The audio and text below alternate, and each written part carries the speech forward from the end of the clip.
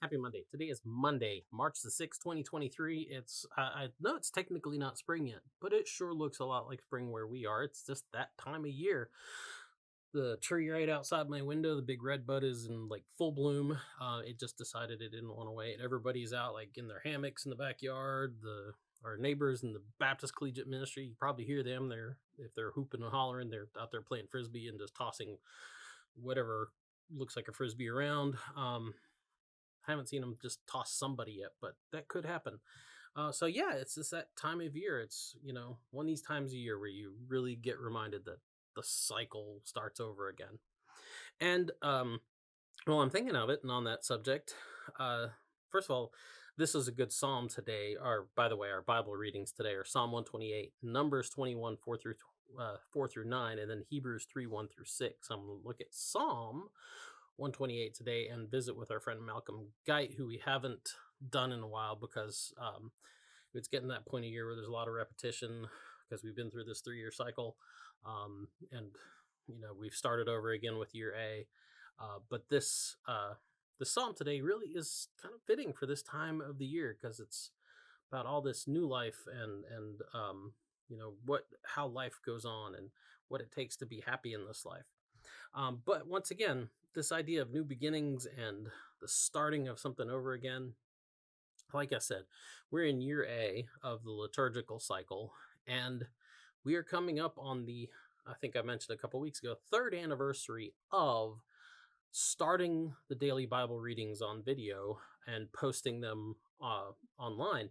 And it's, like I said, I never thought when I started this that they'd do this like for 3 years. When we started it as a response to everything shutting down for COVID and needing some way to communicate with people, and then just decided to go and see the whole thing through. And so now we're coming up on that anniversary, I think, and we're going to be done with it. But there's this version of it will end. And then students have expressed an interest in actually starting a new version of the daily Bible reading. So we'll see how that happens. I don't know that there's going to be a video component to it. I think it's all going to happen on Instagram, probably via the story function on Instagram. So if you're into following the stories on Instagram, there you go. But we will also start like reposting the videos from the past 3 years, which would be kind of neat because be interesting to follow along that story and that trajectory as we dealt with the initial shutdown and then just kind of got into a groove to where it wasn't like we're doing this because of COVID and we started doing it because, hey, this is our devotional, part of our devotional life. So yeah, keep an eye out for that. The videos might not be showing up on Instagram, not really sure, but they all are on YouTube, so we'll probably be sharing the YouTube links. So you'll be able to find that on Facebook, or hey, it's all on a playlist on YouTube. Just go to our YouTube channel, just go to YouTube and search WesleyUTC and it'll show up. But anyway, today's Psalm of the day is Psalm 128. So I will read Psalm 128 and then I will read our Psalm from Malcolm Geit's book, David's Crown, his sonnets that he wrote in response to the Psalms of David. And this one for today is Beati Omnes. So, Psalm 128.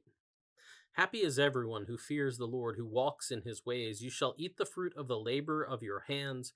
You shall be happy, and it shall go well with you. Your wife will be like a fruitful vine within your house. Your children will be like olive shoots around your table. Thus shall the man be blessed who fears the Lord.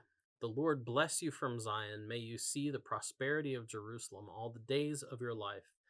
May you see your children's children. Peace be upon Israel.